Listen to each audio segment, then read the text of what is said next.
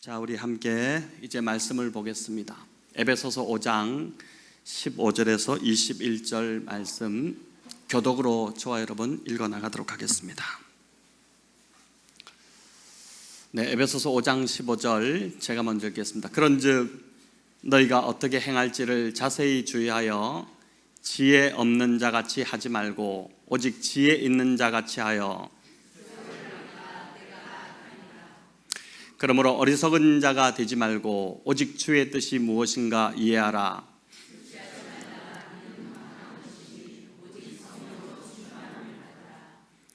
시와 찬송과 신령한 노래들로 서로 화답하며 너희의 마음으로 주께 노래하며 찬송하며,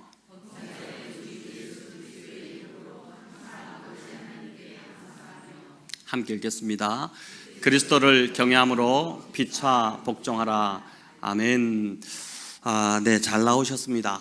오늘 새해 첫 기도회라서 어떤 말씀을 전할까 고민하다가 에베소서 이 세월을 아끼라는 이 제목으로 함께 또 새해 주시는 말씀을 듣고자 합니다.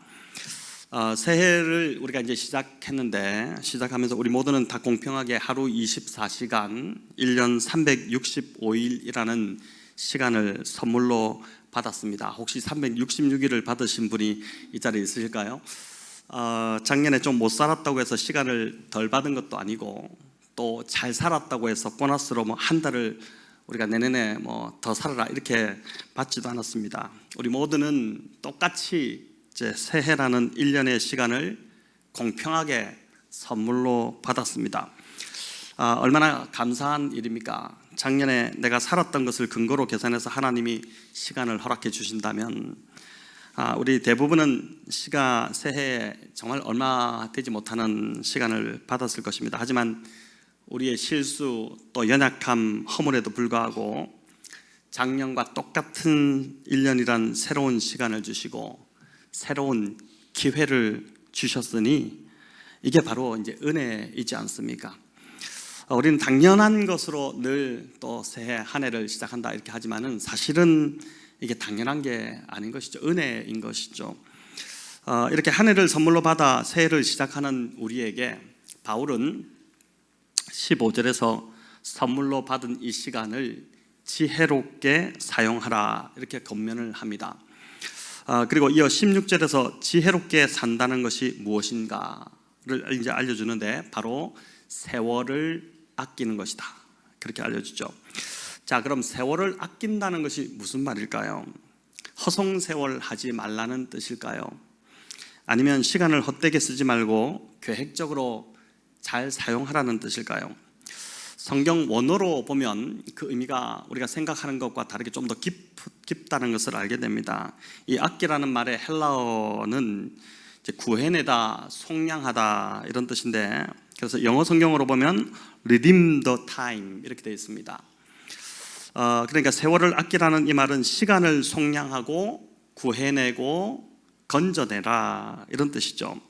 시간을 알차게 사용하고 또 아껴 쓰고 허비하지 말라는 뜻도 되겠지만, 내가 구원받고 주님이 내 삶의 주인이 되었다면 이제 시간까지도 내 것이 아니라 주님 뜻대로 사용을 해야 된다 이런 뜻입니다.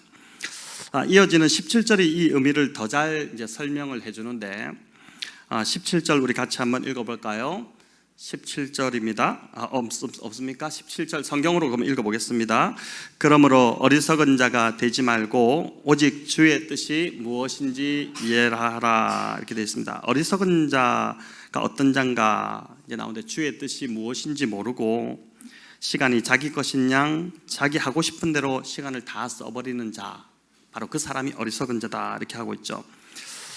내가 구원받기 전에는 뭐 그렇게 해도 관계없었겠지만은 이제 내가 구원받은 이상 내 삶이 주님의 것이기 때문에 나의 시간도 예수님의 것이 된다는 것입니다. 15절을 보면 너희가 어떻게 행할지를 자세히 주의하여 지혜 없는 자같이 하지 말고 지혜 있는 자같이 하라 이렇게 하는데, 여기 지혜 없는 자가 곧 어리석은 자입니다. 시간의 주인이 자신인 줄 알고 자기 마음껏 원하는 대로 시간을 다 써버리는 자죠. 반면 지혜 있는 자는 이제 세월을 아끼는 자인데 시간의 주인이 하나님이심을 인정하고, 제가 지금 같은 말을 계속 반복하고 있는 것입니다. 하나님이 원하시는 일에 시간을 사용하기로 하는 자입니다. 자, 헬라어로 시간을 이제 뜻하는 단어가 두 가지가 있습니다. 아마 많이들 들어보셨을 텐데 뭐가 있죠? 첫 번째가 크로노스라는 단어고 두 번째가 카이로스라는 단어입니다. 크로노스는 말 그대로 이제 물리적인 시간이죠. 24시간이 그냥 일정하게 흘러가는 그 시간입니다. 시간은 그냥 내버려 두면 의미 없이 계속 흘러갑니다. 그 흘러가는 시간에 낚싯대를 던져서 건져낸 시간이 바로 이제 카이로스라는 시간입니다. 의미 없이 덧없이 흘러가는 시간을 건져내서 영원한 가치가 있는 일에 그 시간을 사용할 때 바로 그 시간은 카이로스의 시간이 되는 것입니다. 즉 카이로스는 하나님 안에서 새로운 의미와 가치를 지니는 시간, 똑같은 시간을 우리가 살고 있음에도 어떤 시간은 이렇게 하나님 앞에서 아주 가치 있는 시간으로 바뀌어질 수 있다는 것이죠. 저와 여러분의 새해에 주어진 이 시간이 그저 그냥 흘러가는 크로노스의 시간이 아니라 하나님 앞에서 참 의미 있게 시간을 보내는 카이로스의 시간으로 채워지기를 바랍니다. 자, 그렇게 할 때 새해 우리의 삶은 더 풍성해지고 의미 있어지고 그렇게 되지 않겠습니까? 24시간이 똑같이 주어지지만 그 시간을 건져내는 사람이 있는가 하면 시간을 그저 흘러버리고 이제 허비해버리는 사람이 있습니다. 저와 여러분은 시간을 이제 올 한 해 정말 좀 순간순간 건져내서 영원한 가치가 있는 카이로스의 그 시간으로 매일매일을 좀 채워나가면 좋겠습니다. 자, 그럼 어떻게 하면 세월을 이제 아끼는 것이 될까? 어떻게 해야 허송세월을 보내지 않고 한 해를 이 카이로스의 시간으로 채워나갈 수 있을까? 예수님의 모범에서 이제 이것도 예수님의 모범에서 예수님이 어떻게 사셨는지를 보면서 시간을 건져내고 구원해내는 것이 어떤 것인가를 이제 우리가 보게 되는데, 이번 주부터 우리가 마태복음을 읽었지만은 복음서를 보면 예수님만큼 바쁘신 삶을 사신 분도 없었습니다. 예수님은 오늘 우리와 비교하면 너무 짧은 생을 살다가 가셨죠. 33년의 인생을 사셨습니다. 더구나 이제 공적으로 활동을 하신 공생에는 겨우 3년밖에 되지 않습니다. 자, 그럼에도 주님은 십자가에서 마지막 숨을 거두시기 전에 무슨 말을 하셨습니까? 다 이루었다, 그 말씀을 하시지 않습니까? 우리는 한 해를 마무리할 때마다, 작년 한 해를 마무리할 때도 아마 그러셨을 텐데 늘 아쉬움이 많고 또 후회도 많은데 주님은 어떻게 이렇게 다 이루었다 이렇게 말씀하실 수 있었을까? 시간을 건져내려면 오늘 이 에베소서 본문을 보니까 주의 뜻을 잘 알아야 되는데 우리 주님만큼 하나님 아버지의 뜻을 바르게 아신 분도 없었고 또 그 뜻대로 이제 순종하신 분, 주님의 모든 시간을 온전히 주님의 뜻을 이루는데 사용하신 분도 없다는 것이죠. 그렇기 때문에 그 짧은 인생에도 하나님의 뜻을 다 이루셨다고 말씀하시는 것입니다. 우리는 많은 시간을 사실 내 뜻을 이루고 내 성취하고 싶은데 내 시간을 쓰고 내 욕심을 이루고 막 그렇게 다 살지 않습니까? 우리가 살아가는 게 그런 모습인데, 근데 주님은 보니까 33년의 이 시간 동안, 특별히 그 공생의 3년 동안 드러난 복음서에 우리가 지금 읽고 있는 이 마태복음만 보더라도 정말 하나님의 뜻이 무엇인지를 분별하셨고 그 하나님의 뜻을 이루는데 주님의 그 시간을 다 쓰셨다는 것입니다. 그렇게 쓰셨기 때문에 다 이루었다라고 말씀하실 수 있었다는 것이죠. 이번 주 이제 마태복음을 읽어보셔서 아시겠지만 예수님이 주로 시간을 사용하신 것을 보면 두 가지입니다. 하나는 사람을 위해 쓰셨고 또 하나는 뭘까요? 하나님과 함께 하시기 위해서, 함께하는 시간을 보내기 위해서 시간을 쓰셨다는 것을 보게 됩니다.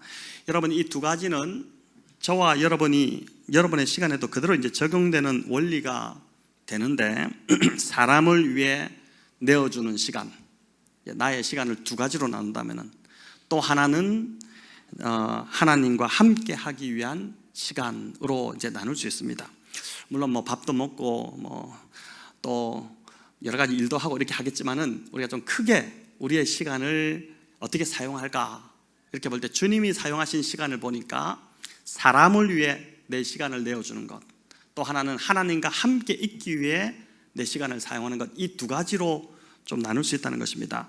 자, 그래서 첫 번째로 사람을 위해 내어주는 시간에 대해서 우리가 이제 살펴보고자 하는데, 예수님이 집중하신 사람들은 먼저는 누구입니까? 제자들이었죠. 그리고 그 다음은 모여드는 무리들, 군중들이었습니다. 이들이 얼마나 예수님을 가만두지 않았던지, 어떤 때는 예수님이 정말 식사 끼니를 걸으셔야 할 정도였고, 또 한 사람 한 사람 돌보고 고쳐주시느라 참 그렇게 바쁘게 지내셨습니다. 또 주님은 하나님 나라 복음을 가르치시고 전하시기 위해 많은 시간을 할애하셨던 것을 보게 됩니다. 자, 이런 많은 일들로 인해 주님은 때로 굉장히 피곤하셔서 이제 풍랑이 있는 그 배에 타고 고물에 뒤에서 곤히 주무셨음에도 그 풍랑이 요동침에도 불구하고 깨어나지 못하시기도 하고 그렇게 깊이 주무시기도 하고, 또 제자들과 함께 한적한 곳으로 가서 좀 쉬고자 했는데 어떻게 또 사람들이 알고 거기까지 쫓아오는 바람에 군중들의 필요를 채워주시는, 그러면서도 불평하지 않으시는 그런 이제 시간을 내어주셨습니다. 우리는 내 시간이 침범당하면 이제 짜증부터 내고 힘들어 하는데, 저도 이제 막 뭘 해야 되는데 자꾸 누가 이렇게 침범해 오면 어떨 때는 이게 참 감당이 안 되기도 하고, 그래서 이제 화가 나기도 하고 그렇게 하는데, 주님은 그런 내색하지 않으시고 한 사람 한 사람을 위해 시간을 다 내어주셨다는 것이 참 놀랍습니다. 헨리 나우엔이 이제 노틀담 대학에서 교수로 가르칠 때 있었던 그 일화인데, 헨리 나우엔은 보니까 시간을 나름 잘 계획하시는 분이었던 것 같아요. 우리 이제 제2 성향이 강하신 분들은 꼼꼼하게 시간을 잘 나눠 쓰고 이렇게 하실 텐데, 이분도 이제 아침마다 그날 해야 할 일 목록, 또 하고 싶은 일의 목록, 이 두 가지로 나눠가지고 하루 일정을 이렇게 짰다고 합니다. 오늘 내가 해야 할 일들이 뭘까 쭉 다 정리하고, 또 내가 정말 오늘을 통해서 하고 싶은 일이 뭘까를 다 정리해서 그 시간을 계획하고 이제 학교로 출근하는 것이 이분의 이제 루틴이었던 것입니다. 그런데 예정에 없던 그 찾아오는 학생과 교수들로 인해서 워낙 영성 신학자다 보니까, 영성이 깊은 분이다 보니까 그날 하기로 했던 계획을 다 마치지 못할 때가 많았다고 합니다. 그날도 계속해서 방문하는 학생들 때문에 계획한 일을 반도체 일과를 마치지 못하고 쭉 쳐져서 그냥 집으로, 에휴 집이나 가자, 다 일도 못하고 이렇게 하고 이제 집으로 돌아가는데, 동료 교수 한 분이 이제 그걸 보고 있다가 그 어깨를 툭 치면서, 헨리 왜 이렇게 시무룩하게 힘이 빠져서 걸어가는 거야, 이렇게 이제 말을 거신 것입니다. 그러니까 이분이 이제 대답하기를, 내가 오늘 이런 계획들이 있었고 이런 것들을 하려고 했는데 찾아오는 사람들이 너무 많아가지고 절반도 하지 못해서, 이렇게 대답하자 그 교수가 이제 이런 말을 한 것이죠. 헨리, 우리가 하는 일의 핵심은, 제가 이 부분이 참 깊은 감명으로 왔는데, 우리가 하는 일의 핵심은 방해받는 거야. 이해되시겠습니까? 우리가 하는 일의 핵심은 방해받는 건데, 나 자신을 열어놓고 나를 필요로 하는 사람들에게 내 시간을 나누어 주는 거지. 그러니 방해받았다고 생각하지 말고 오늘도 이만큼 사람들을 위해 일했다고, 그들에게 내 시간을 내주었다고 생각하면 마음이 편해지지 않을까, 그렇게 이야기를 한 것입니다. 여러분, 이게 좀 약간 색다르게 다가오지 않습니까? 많은 경우 이제 참 바쁘게 지내잖아요. 또 막 예정에 없던 일들이 일어나고, 막 전화도 오고, 막 도와달라고 하기도 하고, 찾아오기도 하고, 그러면서 이제 내 계획, 이거 내가 오전에 끝내야 되는데 또 못 끝내고 또 넘어가네, 이렇게 되기도 하잖아요. 근데 이 이야기를 한 영어 문장으로 요약할 수 있는데, 우리 자막을 한번 보여주시기 바랍니다. 여러분, 제가 혼자 읽으면 발음이 별로 안 좋기 때문에 같이 읽으면 좀 발음이 좀 그래도 감춰지지 않겠나 싶은데, 우리 한번 읽어볼까요? Availability is more important than ability. 자, availability가 무슨 뜻이냐면은 유용하다, 이런 유용성이라는 뜻입니다. 어빌리티는 뭐죠? 능력이라는 뜻이지 않습니까? 그러니까 이 말은 인생에 있어서 능력이 당연히 중요하지만 그 능력보다 더 중요한 것이 있는데 바로 그건 뭐냐면은 나를 필요로 하는 사람에게 내 시간을 내어주는 것, 나 자신이 그들에게 유용하게 되는 것, 그들이 편하고 유용하게 나를 사용하도록 내 시간을 내어주고 내 삶을 내어주는 것, 그게 능력보다 더 중요하다는 것입니다. 저는 이 말이 참 깊이 특별히 이제 목사라는 그런 일을, 그런 섬김을 하고 있기 때문에 더 깊이 좀 다가왔습니다. 여러분, 하나님이 저와 여러분을 부르신 이유도 성경으로 볼 때도 이 말이 맞습니다. 아브라함을 부르신 이유는 세상에서 잘되고 또 성공의 복을 누리라고 부르신 것이 아니죠. 물론 아브라함을 하나님께서 축복하셨지만 아브라함을 부르신 근원적인 그 목적은 아브라함에게 복 주시는 것을 넘어서 열방이 아브라함과 그의 후손을 통해 복 받게 하시기 위해서 아브라함을 불러내신 것이지 않습니까? 자식이 없었던 아브라함에게, 그렇게 이제 대가 없이 생이 끝날 것 같은 그 아브라함에게 하나님께서 바다의 모래처럼 하늘의 별처럼 네 후손들을 많아지게 하겠다, 그 자손을 주겠다 약속하셨고 그 약속을 그대로 이루어서 한 민족을 이루어 주셨죠. 근데 그 민족은 세상 나라와 다른 독특한 민족이 되어야 했습니다. 세상 나라들과 똑같은 그런 민족이 아니라 하나님께 부름받았던 이 이스라엘이라는 민족은 세상과 다르게 사는 민족이어야 했죠. 세상 대부분의 나라들은 자신들이 복받는 것, 자신들이 잘 되는 것, 자신들이 부강하게 되는 것에 집중을 했지만은 이 이스라엘이라는 하나님의 백성들은 그들이 잘 되는 것을 넘어서 다른 나라들이, 다른 사람들이 잘 되고 복받는 것에 집중해야 하는 그 나라였습니다. 그 일을 기뻐하는 민족으로 하나님이 부르셨는데 이스라엘의 이 사명을 실패하지 않습니까? 완전히 실패하죠. 그래서 이 실패한 이스라엘의 이 사명이 신약으로 넘어오면서 중간기 400년을 거쳐서 이제 신약으로 넘어와서 예수 그리스도가 오심으로, 그리고 예수님이 부활 승천하심으로 이 땅에 성령이 오시고 교회가 세워짐으로 그 실패한 이스라엘의 사명이 교회에게 그대로 이제 넘어가게 되었죠. 그래서 교회가 해야 되는 그 일이 바로 이 땅에 주변에 있는 사람들을 복되게 하는 것, 그들이 이 교회로 이 100곳 한 지역의 교회가 세워졌다면은 그 교회 때문에 지역 전체가 다 복받는 일들이 일어나고 지역 전체가 변화되는 일들이 일어나는 것, 그게 이제 교회를 이 땅에 세우신 하나님의 목적이라는 것이죠. 저와 여러분을 이 교회로 부르신 목적도 바로 그렇다는 것이죠. 자, 우리는 지금 이제 오래되면 7주년이 되는데 어떤 것 같습니까? 우리는 지금 우리로 인해서 이 주변 사람들이 지금 다 복을 받고 있는지, 가까운 이 솔로몬 프라자만 해도 우리 교회 때문에 그들이 정말 행복해지고 변화되고 있는지, 또 여러분들이 살고 계시는 그 집 주변 이웃들이, 그 아파트가 나로 인해서 막 좀 이게 변화되고 있는지를 좀 생각해 본다면은 부끄럽게 짝이 없는 그런 상황이라는 생각이 들지 않으십니까?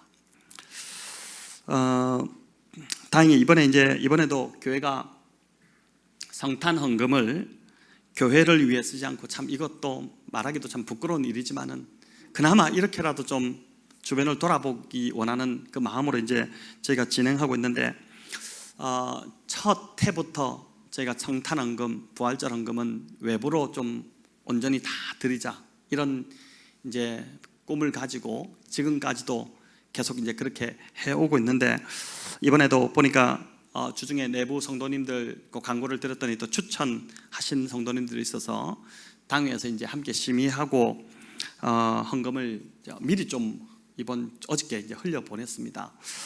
주일에 공지 드리겠지만은 어려운 선교사님도 계시고 또 가난한 사역 단체도 있고 또 추운 겨울만큼 지금 차가운 아주 개척의 그런 어려운 시기를 지나고 있는 작은 교회, 저희보다도 훨씬 더 작은 그런 교회들도 이제 크지는 않지만 그 금액들을 좀 흘려 보내가지고 그나마 조금 그것으로 위로를 삼고 힘을 얻으시도록 이제 그렇게 잘 심의하고 살펴서 한 8군데인가 9군데 정도를 저희가 이제 흘려 보냈습니다. 계속해서 교회가 참 복의 통로로 잘 좀 감당하면 좋겠습니다. 이런 것을 넘어서 정말 진짜 우리 교회 때문에 시끄러워서 여기 못 살겠다 이게 아니라 우리 교회 때문에 정말 저 교회 때문에 우리가 살만 난다, 이런 좀 꿈 비전을 가지고 저희가 달려가야 되지 않겠나 싶습니다. 감사한 것은 우리 그래도 양승덕 성도님이 이 건물의 소장님이신데 저희 교회로 이제 오셔서 지금 또 종된 마음으로, 제가 보니까 그런 것 같아요. 옆에서 보니까 종된 마음으로 참 이 건물에 있는 상가 주인들을 참 잘 섬기고 계셔서 그게 또 그나마 교회의 위상을 지금 지켜준다는 생각이 드는데, 그저 우리가 이제 주일날 우리끼리 모여서 은혜 받고 막 우리끼리 좋고 막 이제는 좀 7년이 돼 가니까 7살이 되면 철이 들잖아요, 아이가.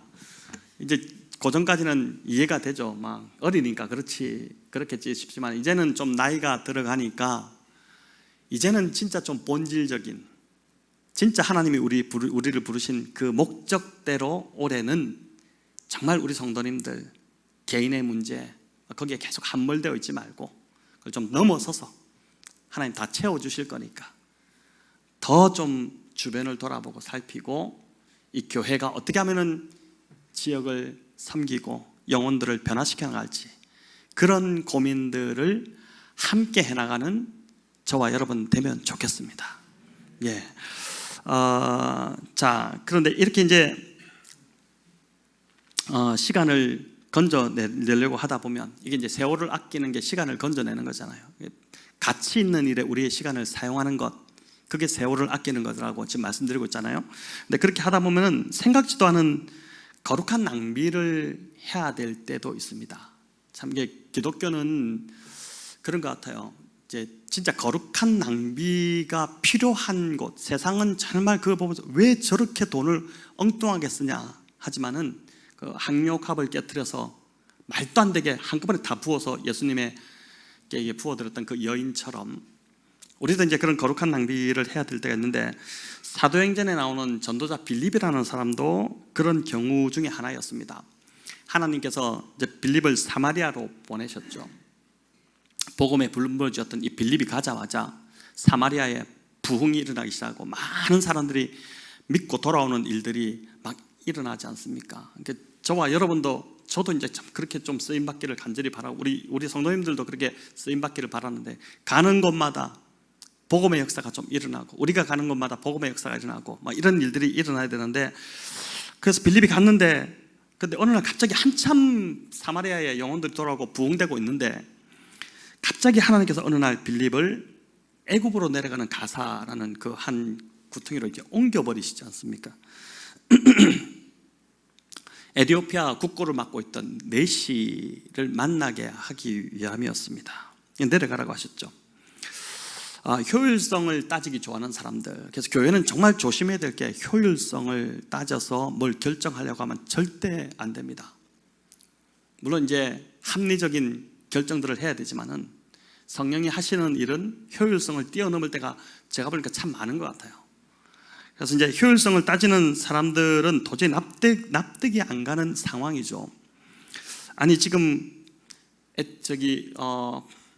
지금 사마리아에도 할 일이 너무 아직까지 많고 영혼들이 너무 돌아올 영혼들이 많은데 왜 갑자기 이 사람을 빼내가지고 하나님께서 그 참 한 사람 때문에 글로 보내냐, 그렇게 이제 생각을 했겠지만은 지나고 보니 결국은 이 빌립도 그렇겠죠. 내려갔을 때 아니 지금 아무도 없는데 왜 나를 여기로 보내셨나 이렇게 했겠지만은 결국은 놀랍게도 이 에티오피아 넷이 한 사람이, 오늘 우리가 이제 에티오피아 지금 소말리족 이야기하시는데 그 에티오피아지 않습니까?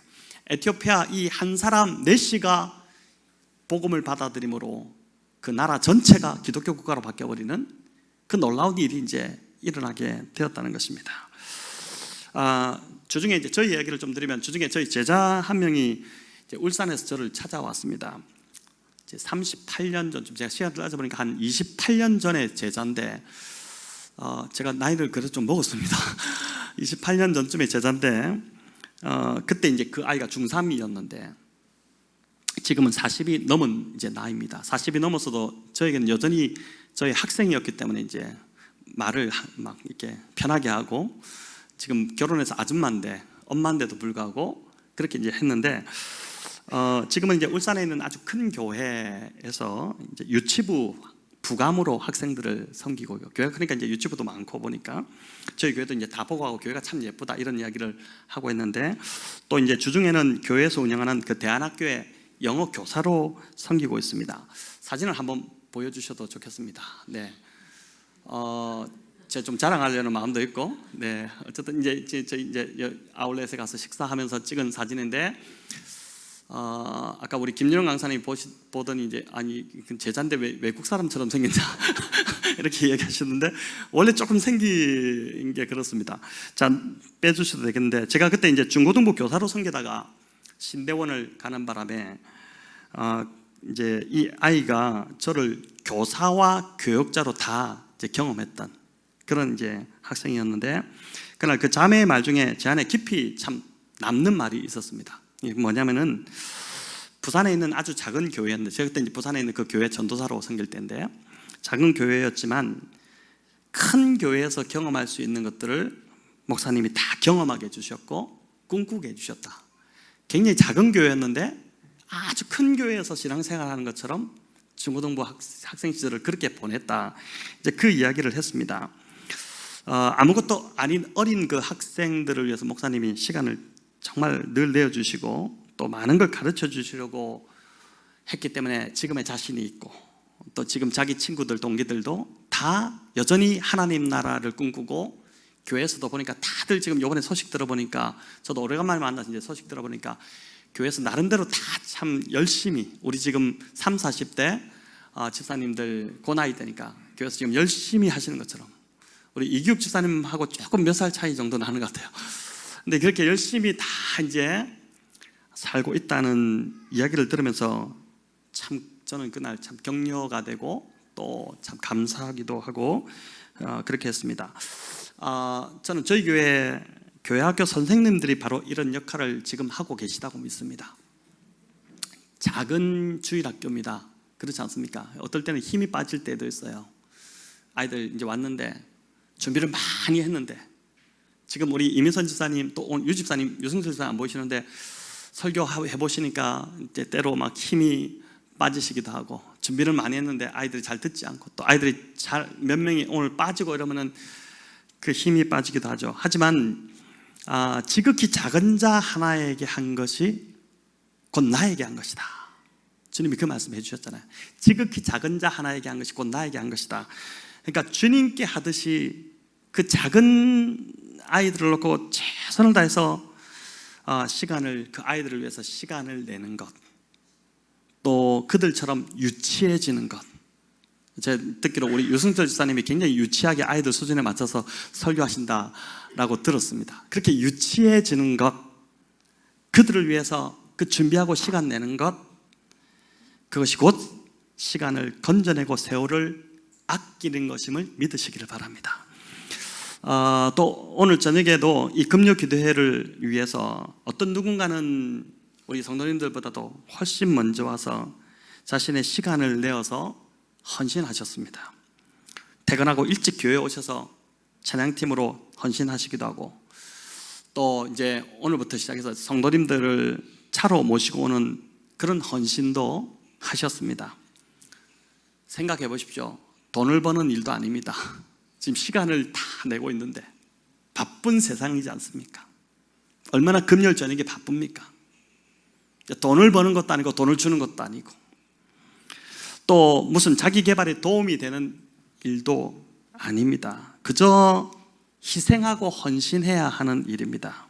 그러나 이는 하나님 앞에서 영원한 가치 있는 일에 투자하는 그 시간을 건져내고 세월을 아끼는 일임을 저는 확실하게 믿습니다.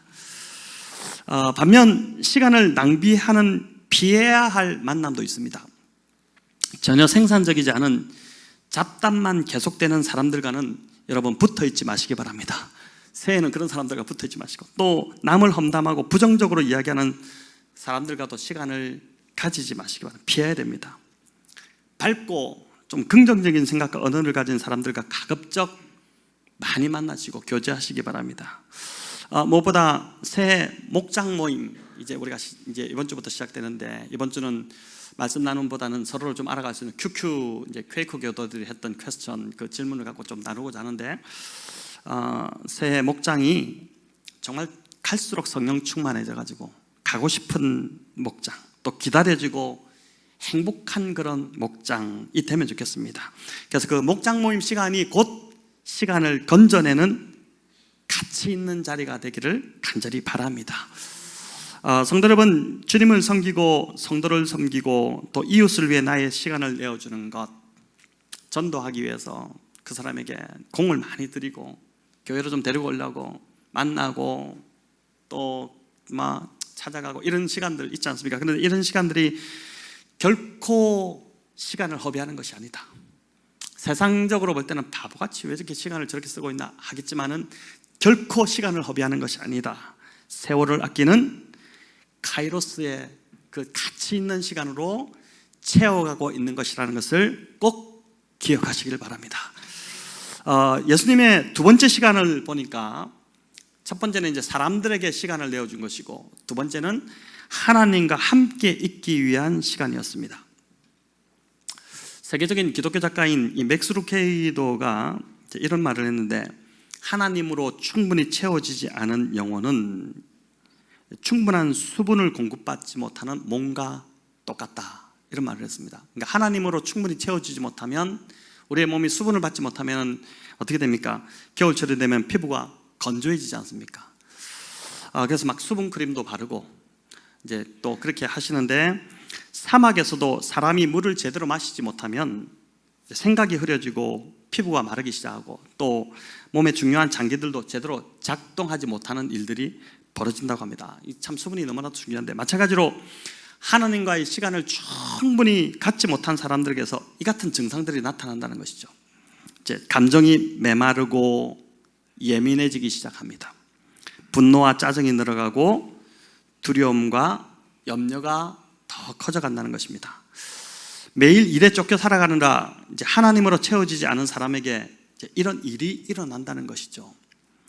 내가 요즘 짜증이 늘고 있고 신경이 좀 예민해져 가고 있고 또 뭔가 모르게 자꾸 영적으로 메말라 가고 있다고 여러분 느껴진다면 지금 수분이 부족, 영적 수분이 부족한 겁니다. 하나님과 만나야지만이 우리 이 영혼이 촉촉해져 가지고 좀 여유도 생기고 되는데, 그렇지 않다는 신호입니다. 하나님으로부터 체험이 필요하다는 신호기 때문에 여러분, 그럴 때는 무조건 나아가야 됩니다. 말라 비틀어지기 전에. 너무 비틀어지면 나중에 채우려 해도 이 채우기가 너무 힘들어지잖아요. 너무 말라 비틀어지기 전에 나아가야 된다는 것이죠. 유대인들이 그 유명한 말이 있지 않습니까? 우리가 안식일을 지킨 것이 아니라 안식일이 우리를 지켜줬다, 그렇게 이야기하죠. 수천 년간 이들이 이스라엘 땅에서 쫓겨나서 거의 2000년 이상을 유리방황하며 삶을 살았지만, 그 인고의 시간을 지날 수 있었던 그 힘이 바로 다른 것이 아니라 안식일 준수였다는 것입니다. 하나님 앞에 나와 예배드리고 말씀 듣고 기도하는 것이 결국 그들이 하나님으로부터 채워지는 시간이었다는 것을 고백합니다. 하나님 앞에서의 그 시간이 있었기 때문에 그 고통의 고난의 세월을 그들이 다 버텨낼 수 있었다는 것이죠. 여러분, 새해 그래서 무엇보다 오늘 이제 잘 나오셨는데, 오늘 그래도 이제 작년보다는 좀 더 많이 나오신 것 같습니다. 기도하기는 이 자리가 지금 우리 성도님들로 가득 차고 또 이 주변에서 기도하기 원하는 분들로 또 계속해서 좀 채워지길 원하는 것인데, 이 기도의 자리 더 많이 또 더 자주 꾸준히 나오시면 좋겠습니다. 여러분, 그 시간을 통해 정말 한 해를 버틸 수 있는 힘, 그 힘을 여러분 바로 이 시간 이 자리에서 여러분이 얻게 될 것입니다. 분명한 사실입니다. 이렇게 나오실 때 한 번 빠진다고 무슨 일이 있는가? 그게 아니라 꾸준히 이 자리에 나오실 때 이제 그런 일이 있게 될 것입니다. 보니까 이제 새해 첫 주 새벽 기도에 평소 나오지 않던 우리 성도님도 나오셔가지고 기도하시고 이런 걸 보면서 제가 참 감사했는데 새해 아마 작정하셨기 때문에 그러실 것입니다. 그 작정이 계속해서 또 잘 유지해가고 더 참 이 하나님 앞에 머무는 시간을 통해서 우리의 영적 수분이 좀 계속해서 메마르지 않고 채워지는 그런 은혜가 있기를 바랍니다. 저도 이전에 신학을 하기 전에 이제 직장을 몇 년을 다녔었기 때문에 그때 꾸준히 금요 기도회를 참석했었습니다. 그 시간에 대한 향수가 지금도 이제 저는 늘 있는데 금요 기도회 자리에 가서 앉기만 해도 마치 이제 고향에 온 것처럼 또 어머니 품에 이렇게 안기는 것 같은 그런 평안함이 이제 있었습니다. 그래서 직장을 다니면서도 그때는 이제 조금 철야가 늦었어요. 한 10시 이때쯤 했던 것 같은데 그 시간을 그때 해가지고 이제 한 2시쯤 끝나는 말 그대로 예전 철야 끝나서 집에 가면 뭐 새벽에 집에 가고 또 청년들은 찬양팀 했던 아이들은 이제 그때 집에 가지 않고 또 어디 가가지고 포장마차 같은 데 가서 국수 먹고 막 이러면서 시간 보내 집에 가면 한 4시 아마 그런 추억들이 다 있으실 텐데 이제 참 그래서 직장을 다니면서도 이 금요일 그 시간만큼은 이제 빠지지 않으려고 했었습니다. 본당 자리에 앉아가지고 이제 불이 다 꺼지면은 하나님의 이름을 하나님 아버지 이렇게 이제 부르기만 해도 참 좋았습니다. 아버지라고 부르면 하나님께서 내 삶을 책임져 주시겠구나 이런 이제 안도감이 오면서 눈물이 흐르고 또 평안이 오기 시작했던 것이죠. 한 주간 직장 생활 하면서 이제 쌓였던 그 좋지 않았던 감정들이 기도의 자리에 앉을 때 하나님이 다 이렇게 씻어 주시는 것을 저는 참 많이 경험했었고 또 나름 힘들게 했던 사람들에 대한 감정도 기도할 때 그게 좀 다 녹아내려서 또 만나면은 마음이 풀리고 이제 그런 경험들이 있습니다. 우리가 성도지 않습니까? 어디 가서 우리가 이제 성도라고 이야기할 수 있는 사람들인데 성도라면 하나님의 자녀인데 일주일에 한 번은 아버지라고 부르짖는 시간이 필요하지 않겠습니까? 그죠?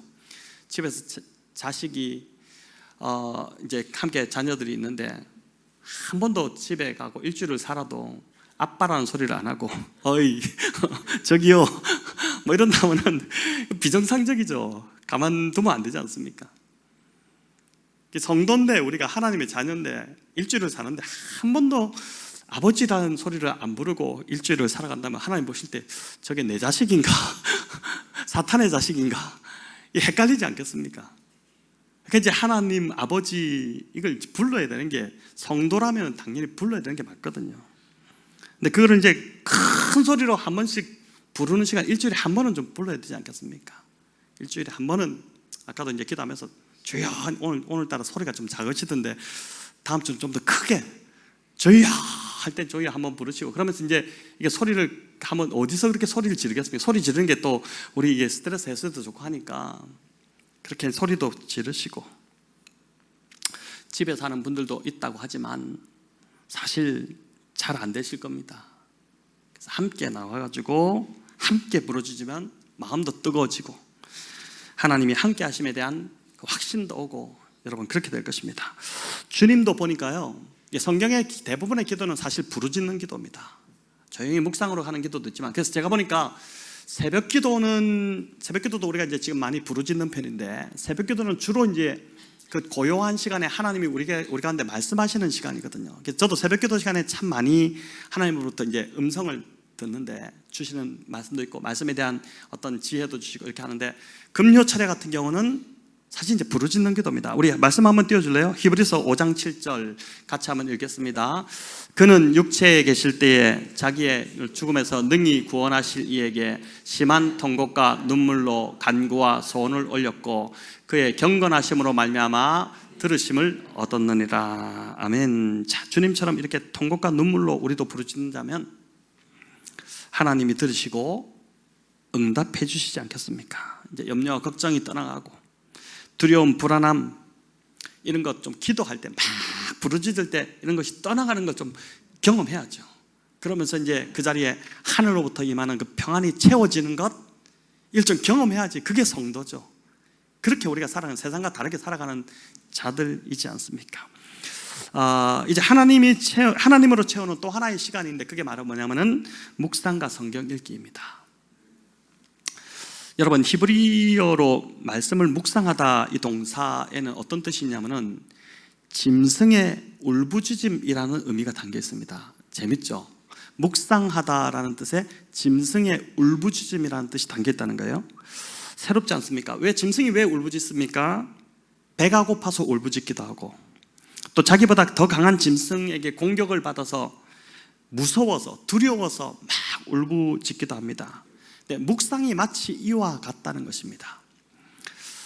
졸리는 눈으로, 의무감으로 말씀을 묵상하는 것이 아니라, 오늘 이 말씀을 먹지 않으면 내가 죽을 것 같아서 말씀을 보는 것이고, 그래서 제가 보니까 인생이 좀 가난해질 때, 인생이 좀 물론 고난이 참 힘들지만, 고난이 있을 때는 더 막 그날 일어나서 말씀을 보면서 어떻게든 내가 이 말씀 붙들고 일어나려고 하는데, 아무 고난이 없고 평안하면 말씀을 잘 안 보는 것 같아요. 적절하게 하나님이 고난을 섞어서 우리에게 보내시는 것이 은혜다, 이런 생각이 드는데, 또 고난은 다들 받기 싫어하시고 그렇지 않습니까? 그래서 정말 내가 이거 붙잡지 않으면 오늘 살 수 없다, 또 내가 이거 붙잡지 않으면 내가 불안해서 오늘 어떻게 할 수 없다, 정말 하나님 나를 보호해 주시고 지켜주셔야지만 살 수 있다, 이런 심정으로 우리가 매일 아침 말씀을 묵상하기 시작한다면 완전히 말씀을 보는 깊이가 달라질 것 같습니다. 그러니까 말씀이 막 살아나기 시작하고, 내 안에서 역사하는 말씀, 내 삶을 뚫고 생생하게 내 안으로 들어오는 그 말씀이 되겠죠. 또 보니까 묵상이라는 말이 영어로 meditation이라는 뜻인데, 묵상이죠. 근데 이게 메디슨이라는 약이라는 그 두 단어가 같은 라틴어 어근에서 온 것을 볼 수 있습니다. 재밌죠? 약을 먹고 바름으로 상처가 회복되고 또 치유되듯이, 말씀을 묵상하면 내 안의 상처가 치유되기 시작한다는 것입니다. 말씀이 육신에 내신 우리 예수님이 곧 상처 입은 치유자이시기 때문에 그런 것이죠. 말씀을 묵상하는 그 자리에서 예수님과 보내는 그 시간을 통해 영혼이 치유되고 회복된다는 것입니다. 성도 여러분, 그래서 새해 말씀을 더 묵상하고 묵상의 기쁨을 알아가는 저와 여러분 되기를 소망합니다. 또 2장씩 읽는 성경 읽기 꾸준히 해 나가시기 바랍니다. 오늘 분량까지 10장까지인데 다 읽으셨을 겁니다. 2장씩이니까 이제 변명하지 못하고, 또 직접 읽으시니까 훨씬 좋으시죠, 그죠? 직접 읽어내시니까. 그래서 읽어 나가시고, 읽기만 하지 마시고, 또 목장 단톡에다가 여러분 이제 다 읽었다는 것도 올려주시고, 목장 단톡에 목자만 외롭게 살아있게 하지 마시고 우리 다 좀 같이 응원하고, 또 성경 읽은 거, 은혜 받은 것 한 구절도 또 올리고, 그렇게 하시면 좋겠습니다. 에베소서 5장 18절은 이제, 그래서 오늘 이 말씀 보니까 이제 에베소서 5장 18절로 이어지는데, 술 취하지 말고 오직 성령으로 충만함을 받으라고 우리에게 명령합니다. 술 취함과 성령 충만을 왜 비교할까? 이렇게 보니까 좀 비슷한 면들이 있어요. 그러나 이제 완전 다른 이야기지만은, 술 취함과 성령 충만을 비교해 놓은 그 재미있는 글이 있는데, 먼저 공통점 몇 가지는 술도 그렇고 성령도 그렇고 취하면 용감해진다는 것입니다. 술에 취하면 평소 소심하던 사람도 어떻습니까? 말이 많아지고 술 기운에 무서울 게 없고, 또 성령 충만하면 성령의 그 능력으로 담대해집니다.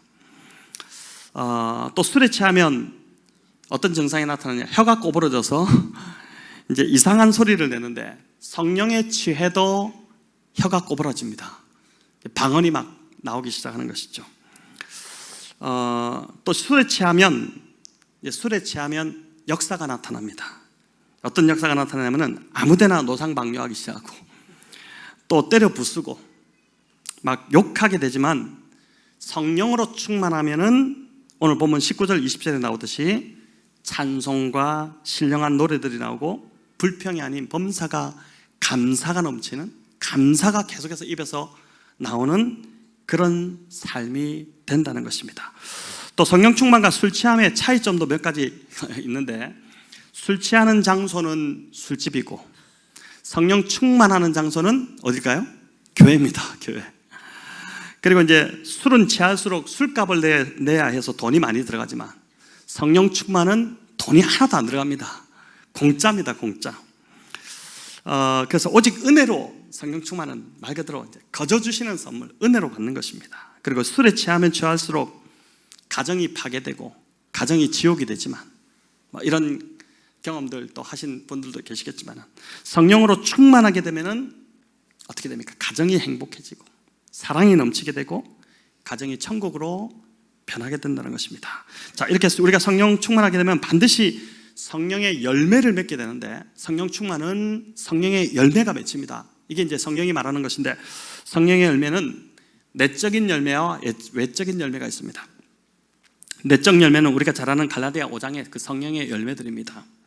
하나님으로 채워지고 말씀으로 채워지면 이런 열매들이 나타납니다. 사랑이 많아지고 기뻐하는 자가 되고 잘 참지 못하던 조금만 이래도 욱하고 이렇게 하던 사람들이 오래 참는 자로 바뀌게 되고 그리고 착하고 충성되고 온유하고 절제하는 자로 그런 열매들이 이제 맺히게 되는 것입니다. 또 성령의 외적인 열매가 있는데 바로 그 열매가 뭐냐면 전도의 열매입니다. 사도행전 1장 8절에 보면 이런 말씀이 있죠. 우리 같이 한번 마지막 읽어볼까요? 오직 성령이 너희에게 임하시면 너희가 권능을 받고 예루살렘과 온 유대와 사마리아와 땅끝까지 이르러 나의 증인이 되리라. 아멘. 성령 받으면 증인이 되지 않을 수 없다는 것입니다. 요즘 이제 교회들이 저희 교회도 마찬가지로 전도를 강조를 많이 이제 안 하지 않습니까? 근데 그 사람이 성령 충만한가 아닌가를 보려면 열매를 보면 됩니다. 그 사람의 말을 보고 믿으면 안 되고 거창하게 말하고 기도를 유창하게 하고 이런 걸 보고 믿으면 안 되고 열매를 봐야 되는데 예수님 닮은 내적인 성품의 열매가 있는지 또 예수님 전하고 싶은 열정이 가득한지 이것이 성령 충만의 증거라는 것입니다. 자, 이제 말씀을 맺겠습니다. 오늘 새해 또 지금 말씀도 길어지고 오늘 다 조금씩 길어졌는데 오늘 새해 첫 금요기대로 세월을 아끼는 것에 대한 말씀을 나누었습니다. 빛의 자녀들, 오늘 찬양에도 나왔지만 빛의 자녀들은 시간을 건져내고 구원해내는 자들입니다. 예수님은 두 가지에 집중하셨습니다. 뭐죠? 첫 번째는 사람들에게 자신의 시간을 내어주셨고 그래서 그들을 살리시고 회복시키셨고 두 번째는 하나님과 함께하는데 온전히 시간을 내심으로 하나님으로 말씀으로 자신을 채우셨습니다. 그 시간이 있으셨기 때문에 공생의 사역이 가능했던 것입니다. 저와 여러분도 새해 우리 주님처럼 이 두 가지에 우리의 시간을 좀 집중하면 좋겠습니다. 우리의 시간을 이 두 가지에 우리의 시간을 좀 거는 저와 여러분이 되면 좋겠습니다.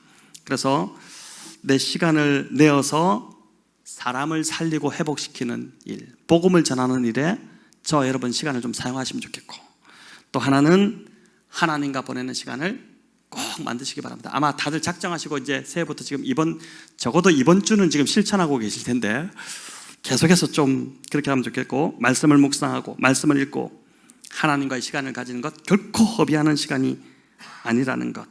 그래서 오히려 이 시간을 통해 영적으로 체험받고 회복된다면 인생을 더 잘 달려가게 될 것입니다.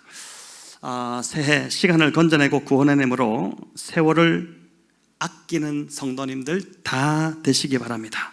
올 한해 나의 삶을 헛된 것에 다 허비해버리지 마시고 영원한 가치 있는 시간들, 그 카이로스의 시간들로 채워나가시는 저와 여러분 다 되시기를 우리 주님의 이름으로 축원합니다.